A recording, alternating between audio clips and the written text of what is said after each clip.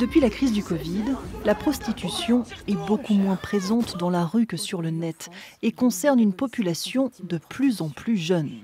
Jusqu'en 2020-2021, 98% du public qui est accueilli sur notre service spécialisé est un public étranger en situation irrégulière ou en voie de régularisation.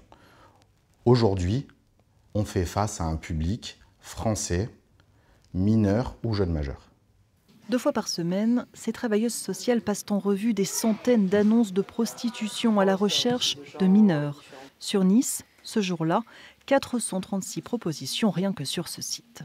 Exemple, Barbie, elle peut potentiellement être mineure. Donc on va repérer ça à cette tenue, à la manière dont elle va se présenter dans son annonce, mais aussi à tous les commentaires d'utilisateurs du service. Exemple, cette petite poupée fragile, mais si à l'aise dans son métier, des choses comme ça. Une fois repérée, l'équipe entre en contact par message avec le mineur potentiel.